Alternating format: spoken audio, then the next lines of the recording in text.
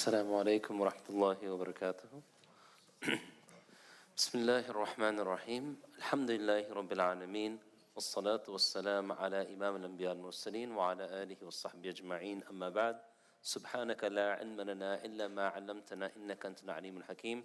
اللهم علمنا ما ينفعنا وانفعنا ما علمتنا وزدنا علما ولا حول ولا قوة إلا بالله العلي العظيم. We begin the quote-unquote last, actually the first surah of the last juz, but we went backwards. We started with Surah Al-Nas, and now we are on the last. How long ago did we start? Has it been a year? No? More than a year? I don't know. It couldn't have been that more than a year. I haven't been here much longer than a year in this position. So we begin with Surah Al-Naba today. And the ulama, they differ. Some ulama say 40 verses, which is the common opinion. Some say 41. And it's a Makki surah, meaning that the surah was revealed prior to the hijrah to Madinah Munawwara. And the first question, the surah really highlights one of the main concerns and questions within Arabia. And that's about this conversation the Prophet ﷺ was constantly bringing up, but people just refused to accept it. And that was this conversation about the ba'ath, about the resurrection. Allah mentions in Quran, "In hiya illa hayatuna dunya, wa ma nahnu mab'uthin." The people who from Makkah al-Mukarramah, they used to have this idea that this is the only place we're going to be in, and we're not going to be resurrected. And so for them, one of the key features, now the ulama differ. Some scholars say the Quran is broken up into 4 themes, some say 5, some say 7. There's different opinions. But from the major themes of Quran, obviously is Tawheed. And then we have Risala, so the oneness of Allah, the messengers. We have qasas, stories. We have, which is this one over here, the resurrection. So in the main themes of Quran, resurrection. And so resurrection is something that disbelievers just couldn't accept. مَن يُحْيِي الْعِظَامَ وَهِيَ رَمِيمٌ. Who is going to bring these decayed bones to life? These bones that if you grab them and squeeze them, they become crushed. Who's going to bring them back to life? أَنْشَأَ الَّذِي قُلْ يُحْيِي الَّذِي أَنْشَأَهَا أَوَّلَ مَرَّةٍ. The one who brought it to life in the first place, when there was no material from which you can make it, that one, Allah, will definitely bring it back to life. So the actual the surah begins, عَمَّا يَتَسَاءَلُونَ. عَمَّا عَنْ مَا يَتَسَاءَلُونَ. About what are they asking?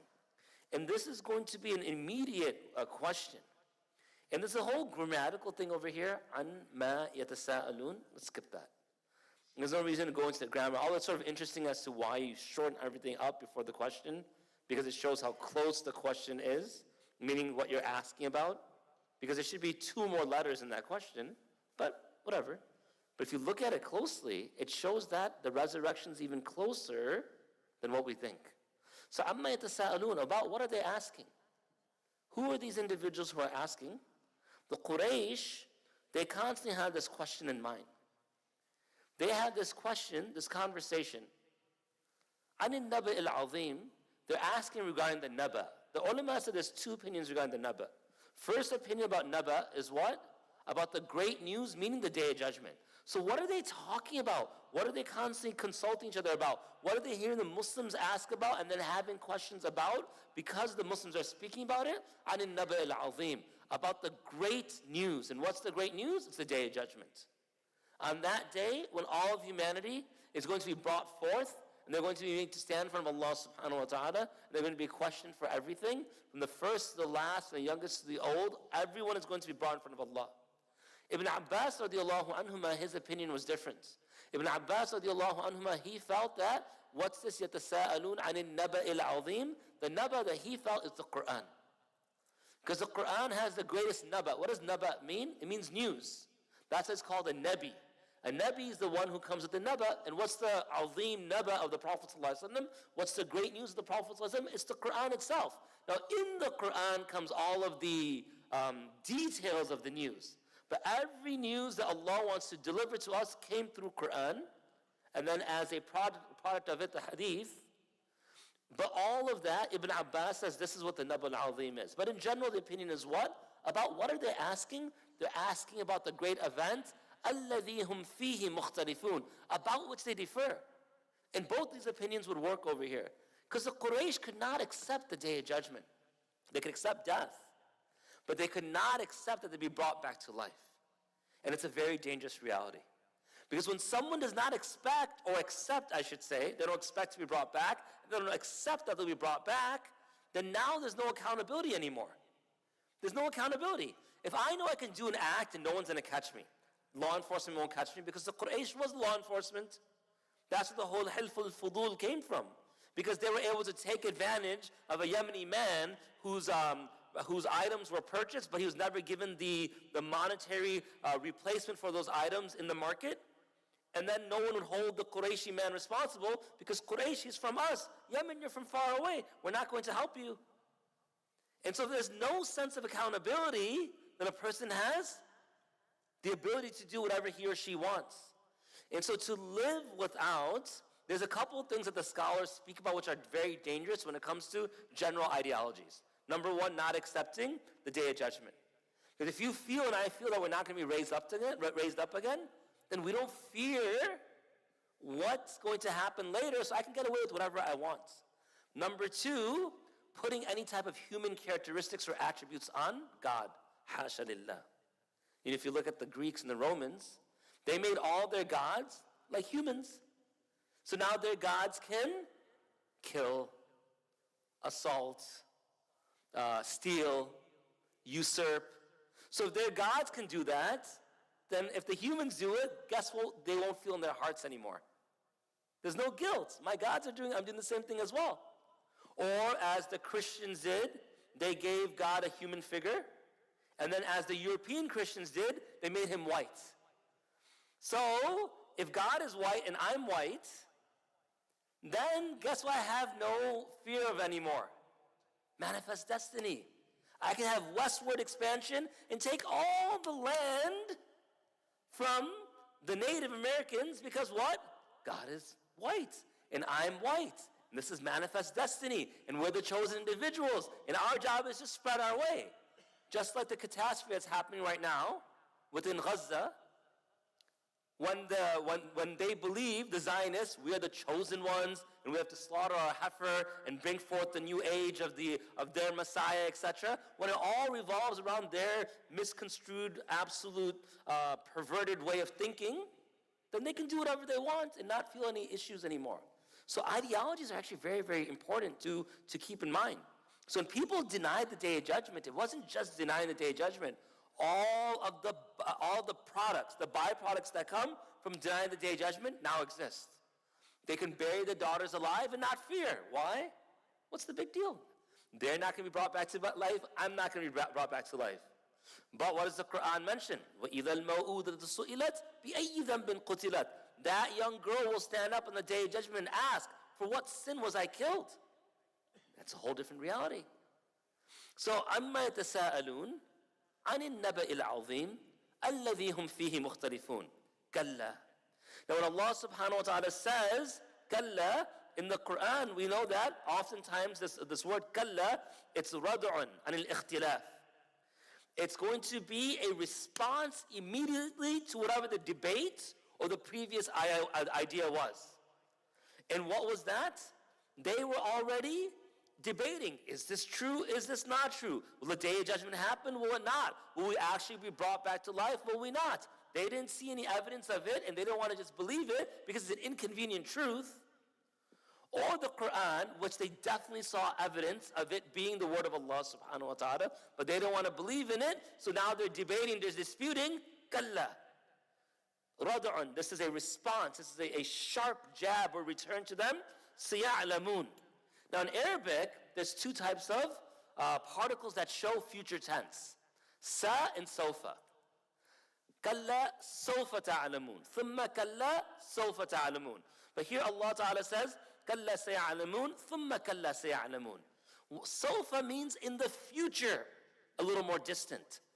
Sa, it's a mustaqbal, it's a particle to show future, but it's immediately future. Meaning, you don't have to wait to the Day of Judgment. Wait till you reach your own grave. Because there's two sa'ah. The sa'atul kubra, sa'atul sughra. There's the minor hour and the major hour. Everyone's always think Naba al-Azim, Sa'atul Kubra, the big hour, when will the Day of Judgment occur? إِذَا جَاءَتِ الصَّاخَةِ إِذَا جَاءَتِ الطَّامَةُ الْكُبْرَى, what we discussed the last few weeks. Everyone's thinking about this. But if I don't live to see the Day of Judgment, but I die tonight, guess what just happened tonight for me? My personal Day of Judgment. My personal Day of Judgment just happened. I don't have to worry, did Dajjal come or not? I don't have to worry, did Ya'juj and Ma'juj come out or not? I don't have to worry about all these things. That doesn't matter. My Day of Judgment started. Kalla saya'lamun. They will surely very soon come to know. What will they know? The kuffar and the munkirun, those who just disagreed and debated about the reality of the grave and how there'll be life in the grave, they will soon come to know. Thumma. And this is the ta'keed. That here Allah is stressing that if for him to say, Kalla saya'lamun, that's sufficient. Verily they're going to come to know. Reject all of their difference of opinion, they're going to know for sure. Thumma, then again, Kalla saya'lamun, again they're going to get to know. But the scholars interpret this in multiple ways. One, Kalla saya'lamun, you're going to immediately know the moment you die. Thumma Kalla saya'lamun. But that's not where it ends. The initial hardship for those who transgress against Allah is in the grave. Just like the initial reward for those who please Allah is in the grave. ثُمَّ كَلَّا سَيَعْلَمُونَ. But from the grave we have to then come forth again.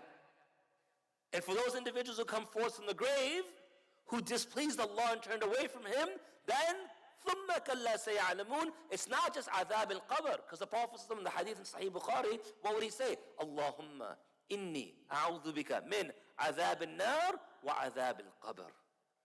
It wasn't just one punishment. There's two. In the barzakh, a person is going to have his or her punishment or his or her reward. So for those who deny this, they're going to soon come to know in the grave, and then they'll have a second rude awakening. And if you want to know how rude this awakening is, just look very briefly at Surah Yasin. In Surah Yasin, Allah subhanahu wa ta'ala says what? قالوا يا ويلنا من بعثنا من مرقدنا هذا ما وعد الرحمن وصدق المرسلون. What does it say? يا ويلنا, woe to us. من بعثنا, بعث, resurrect. But this is من بعثنا, who's resurrecting us? من مرقدنا, from our resting place. Some of the mufassirun, they say, who would call the grave a resting place? Most of us would think it's the people of piety, but not over here. Over here, it's the people who are sinful against Allah and who transgress against Allah. And those individuals turned away from Allah, and they're being constantly punished in their grave. But then, when they're brought forth by the second trumpet out of their graves, they're brought forth from their graves, وَجِيَ يَوْمَئِذٍ بِجَهَنَّمْ, they see hellfire in front of them. Now all of a sudden, that looked like what? Rest. Even though there was punishment upon punishment upon punishment that they were facing. The narrations mention that an angel is sent that is deaf, cannot hear the screams of the person, that is dumb, cannot comprehend what's happening to the person, that is blind, cannot see what's happening to the person, has rahmah taken out of their hearts. And that angel is carrying an anvil, a hammer that's so heavy that had all of creation come to pick up that anvil, that hammer, they would not be able to do so, and just constantly hitting the person with it. And this angel is continuing this till Allah tells him to stop. And when that person who's being punished sees the day of judgment, the grave, they see the hellfire, they will think that was rest. That was rest. So, كَلَّا سَيَعْلَمُونَ. They're going to figure out all the things that they wanted to deny. You know, like kids, when they get scared, sometimes they just cover themselves with a blanket. It's the funniest thing. Because if there's someone in the room and you cover yourself with a blanket, just because you can't see them doesn't mean they can't see you. They know you're there, a little lump inside the blanket. No one's there, by the way. Just, you're fine. But the idea is what? If I could just not believe in it. That's what the kuffar thought. If I could just not believe that it's going to happen, then it won't happen. But كَلَّا سَيَعْلَمُونَ. In the grave, you're going to come to know it. ثُمَّ كَلَّا سَيَعْلَمُونَ. And a second time after the grave is when the resurrection occurs. And we're standing in front of Allah subhanahu wa ta'ala. إِذَا دُكَّتِ الْأَرْضُ دَكًّا دَكًّا وَجَاءَ رَبُّكَ الْمَلَكُ صَفًّا صَفًّا وَجِيءَ يَوْمَئِذٍ بِجَهَنَّمَ. And we know how, according to the narration, that will have 70,000 chains tied to it. And every chain will have 70,000 angels grasping the chain. And so there's 70,000 times 70,000. Is that 4.9 million or something like that? Or even more than that, whatever the number is. Or 4.9 billion. And they're trying to control the chains, and they're unable to do so. They're unable to control hell.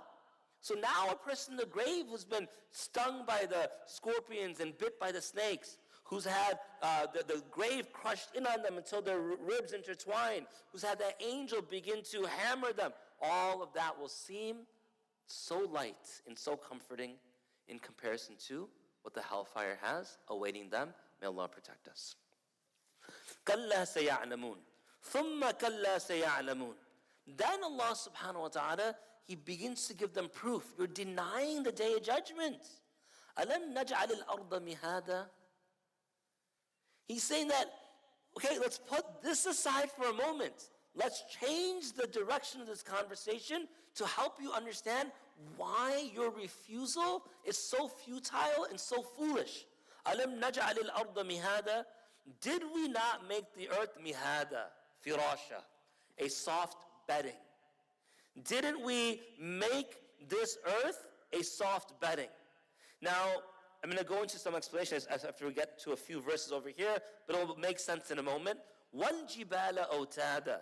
And we made the mountains as pegs. The earth, the mahad is like a place where you put a child. Because it should be comfortable enough for the child not to feel discomfort. But it should be firm enough for the child not to be harmed. All of us know, we read these things about SIDS, sudden infant death syndrome. Is that what it's referred to? SIDS, yeah. These terms, and then you put a child in the crib or where it's resting, they always say what? Don't put it in a place that's so soft. Suffocation, etc. Overly soft causes harm. But overly hard also causes harm. It has to be a perfect balance. Look at the earth that Allah made. We literally have this huge structure. If any of us try to pick up this structure on our shoulders, we would all crumble underneath this structure. And the earth is holding it up. We're not sinking into it. But the same earth that's holding it up, if you walk right outside this brick wall, what do you see? Grass come out from it. So it's so strong, we can't sink inside of it. But it's so soft, these small little blades that we can crush with a finger or with a foot are able to penetrate out of it. Allah has made that duality. So, human beings, do you think that the one who, and we had this this conversation last week. أَأَنْتُمْ أَشَدُّ خَلْقًا أَمِ السَّمَاءُ بَنَاهَا رَفَعَ سَمْكَهَا فَسَوَّاهَا وَأَغْطَشَ لَيْلَهَا وَأَخْرَجَ ضُحَاهَا وَالْأَرْضَ بَعْدَ ذَلِكَ دَهَاهَا.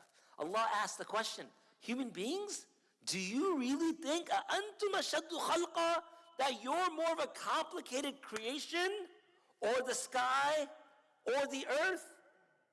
Which one do you think is more complicated? All of these things, the sky, the earth, this is much more complicated than a human being. Human being is very, very complicated. But Allah subhanahu wa ta'ala has made all of these structures in such a way that they have this complex reality within it. And this earth that has a complicated or a complex nature within it itself, it's able to hold up things, and it's able to let things grow from it. So that same earth from which plants come forth from, and it's also protecting what's inside, is protecting your body. And one day, what will come out from it? Human beings. The same earth that looks like it dies every winter, and nothing can grow from it, what comes out from it? New bodies of vegetation every spring. So why this body that's made from the earth, why is it unable to also recomprise itself? Well, وَالْجِبَالَ أَوْتَادًا. Then Allah Ta'ala, He speaks about the jibal. And the jibal, وَالْجِبَالَ أَوْتَادًا, that Allah Ta'ala made the earth in such a way that there are pegs of the earth. I mentioned this before, I'll mention it again. If you've ever changed a tire, and you put the tire on the rim, even though they both look like they're circles, there's not a complete balance. So if you begin to drive, it goes, it begins to shake. So what do? They put it in a machine. Anyone took autos class, you know this. And then they begin spinning it, and you see how it's wobbling. The Earth's the same way in its orbit. As the Earth is spinning on its axis, I should say, it could begin to be imbalanced. So the tire, what do? The machine tells you, put a weight here, put a weight here. What seems to be insignificant amounts, but you put weights on certain parts of the rim, now all of a sudden the wheel doesn't spin, a shake when it spins, it just spins, and it's not shaking anymore. The Earth is the same way. The Earth, Allah Ta'ala, because it's not a sphere. The Earth, in its axis that it spins, Allah Subhanahu wa Ta'ala puts weights on this Earth, and those are jibal. وَالْجِبَالَ أَوْتَادًا, the mountains. If you've ever gone camping before, Otad are those long spikes. Fir'auna dhil Otad. One of the interpretations, because when he would punish people, or not punish, torture people, he would lay them down and put spikes through their hands and feet so they couldn't move. So when you have a tent, it's going to blow away due to wind, etc. You have to hammer it in, and it keeps everything firm. The mountains are the same way. Now, subhanAllah, some of the ulama, they mentioned what? And I'm going to keep going in a moment, but because what's the next line after Awtada? وَخَلَقْنَاكُمْ أَزْوَاجًا. The common interpretation for this is what? And we've made you in pairs, men and women. So why would Allah go from earth to mountains to people when even the sequence that Allah Ta'ala uses is never without meaning? So he's talking about people all of a sudden. So that means there has to be a connection. What are the people talking about? They're talking about the great news when they're going to be resurrected, the people we brought back to life. And these people who rejected, they'll be made to know about in the grave. And these people who rejected, they'll be made to know about it on the Day of Judgment. And then what? The earth, the mountains, and people again? Why? Allah is not going to leave this thematically. So the previous two verses I just mentioned have a secondary meaning. أَلَمْ نَجْعَلِ الْأَرْضَ مِهَادًا. Have you ever seen how comforting or soft or caring a mother can be? I'm just using her as an example. Sometimes people run to the mothers for the fathers. In my household, when I was younger, of course my dad loved us.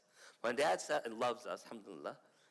If he says, like that's it, I wet my pants. I'm 44 years old. I just got a message from my father today, and it was a request, but it wasn't asked as a request. It's like, he's like, you're finishing this by this Saturday? I'm thinking, I have to somehow finish this request by Saturday. It doesn't matter I'm 44. It doesn't matter I have 5 kids. It doesn't matter if I'm working. It doesn't matter I'm not living with him, because there's a fear sometimes you have. But I also see my father as a grandfather. And I see how my wife and my kids say, Dada, no, he can't get angry. I'm just smiling. Yeah, you know like Dada 2.0. You don't know Dada 1.0. Dada means grandfather within, Pashon grandfather within the Urdu like lexicon. And so you don't know how we grew up with him. A great person, love him to death. But أَلَمْ نَجْعَلِ الْأَرْضَ مِهَادًا وَالْجِبَالَ أَوْتَادًا. There's different types of earth. The earth for some people, i.e., we're all made from earth. Some human beings have to carry the function of being soft. They have to carry the function of being comforting. And some human beings have to be those pillars in the community who hold everything down. And sometimes in our postmodern sensitivities, we're all like, oh, don't raise your voice at me, don't yell at me, don't tell me to do these things. Ask any person who's my age or older. You know, they always say, back in my day. You know the whole back in my day? Well, back in my day, certain things were fair game. Amongst them was your rear end. If you're in the masjid and you're fooling around, your rear end was fair game for everyone.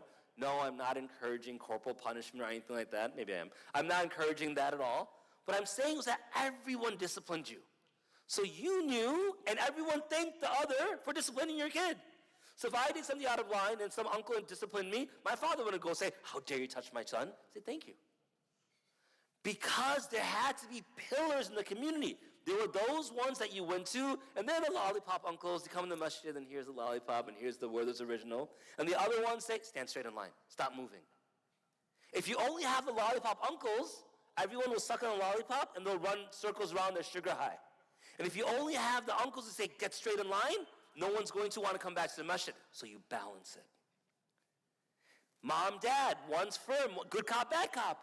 أَلَمْ نَجْعَلِ الْأَرْضَ مِهَادًا وَالْجِبَالَ أَوْتَادًا وَخَلَقْنَاكُمْ أَزْوَاجًا. We made you pairs. We don't let there be like this homogeneous way of living. It is diverse. The diversity is not only skin color, etc. Its approaches is always balanced. So you have one sibling who's the academic one who's the athletic one. You have one spouse who's the overtly loving one who is the non-overtly loving one. I don't want to say introvertly loving one, but non-overtly loving one. Allah made things in the pairs. It's not just men and women. Look, with night, didn't Allah give night a spouse? Because azwaj means what? Pairs. How do you say husband in Arabic? Zawj. In common Arabic today, how do you say wife? Zawja. Zawjatun. Classical Arabic, how do you say wife? Zawj. There's no ta marbuta. There's no need for it. There's no need for ta marbuta. Not all feminine things need to, for example, how do you say father in Arabic? Ab, how do you say mother? Why not ummah? No need. It's already feminine. Zawj already means pair. You pair off with one another. You don't need to put the ta marbuta there. Now in modern Arabic we do it more, but not in classical Arabic. They're pairs. Allah made the world in pairs. With the living, He gave them the dead. With the young, He gave us the. With the men, He gave us the. With the very soft, lenient people, He gave us the tough ones. With the winter, He gave us the summer. With the fall, He gave us the spring. With the night, He gave us the day. Everything's made in pairs. And the beauty of the pairs is what? To highlight amma yatasa'alun. They're all thinking of what? This world. But if there's a this world, there's going to be a hereafter. خَلَقْنَاكُمْ أَزْوَاجًا. Everything of yours has pairs. Why would this world not have a pair hereafter? So Allah is bringing their attention to the reality that don't be so short-sighted and limited in your scope of understanding what I am presenting. أَلَمْ نَجْعَلِ الْأَرْضَ مِهَادًا وَالْجِبَالَ أَوْتَادًا. Even the people made from this dirt, they match one of these descriptions. وَخَلَقْنَاكُمْ أَزْوَاجًا وَجَعَلْنَا نَوْمَكُمْ سُبَاتًا وَجَعَلْنَا اللَّيْلَ لِبَاسًا وَجَعَلْنَا النَّهَارَ مَعَاشًا. Even here, He's continuing with the pairs. وَجَعَلْنَا نَوْمَكُمْ سُبَاتًا. Did He not make your activity of the night one of rest? And what is that? قَطْعًا لِأَعْمَالِكُمْ حَتَّى تَسْتَرِيحَ أَبْدَانَكُمْ. Then what does He do? He makes the night for you an opportunity to rest. Have to shut down. There has to be time to shut down. And what's beautiful over here, وَجَعَلْنَا نَوْمَكُمْ سُبَاتًا, that He made subat. How do you say Saturday in Arabic? Sabt. It's a day where you sort of wind down your activity. And so the night you wind down the activity. Now people wind down, everything's in pairs. Some people, they've worked hard all day, so they wind down their activity at night through leisure. Some, they've been physically active, so they make sure they get rest, which I'm going to go to in the next verse. But some people look at it differently. Like the Prophet ﷺ. The Prophet ﷺ divided his day into 3 parts. 1/3 for the community. 1/3 for his family. But both of those can be paired as what? For the people. So then he kept 1/3 for himself, which he gave to whom? Allah, in worship. إِذَا فَرَغْتَ فَانْصَبْ إِلَىٰ رَبِّكَ فَارْغَبْ. When now you're done with your chores, responsibility for the day, go in, attain, strive hard, try to please your Lord, submit to Him. So instead of how people say, my daytime was all towards activity. I'm going to rest now. My daytime was all towards movement and work. I'm going to have leisure now. That's how they pair it. The Prophet ﷺ thought to himself, my daytime, خَلَقْنَاكُمْ أَزْوَاجًا, was all for creation. So my nighttime is for whom? The Creator. And these pair, how Allah does this, so beautiful. وَجَعَلْنَا وَخَلَقْنَاكُمْ أَزْوَاجًا وَجَعَلْنَا نَوْمَكُمْ سُبَاتًا وَجَعَلْنَا اللَّيْلَ لِبَاسًا. And He made the night a libas. Now, libas is interesting as well, because he said, لَبَسَهُ كُلَّ شَيْءٍ بِظُلْمَةٍ فَيَمْنَعُ الْإِبْصَارِ وَتَسْكُنُ الْأَصْوَاتِ فَيَسْتَرِيحُ النَّائِمُ فِيهِ. But he doesn't say it's dark so you can sleep, although we should sleep.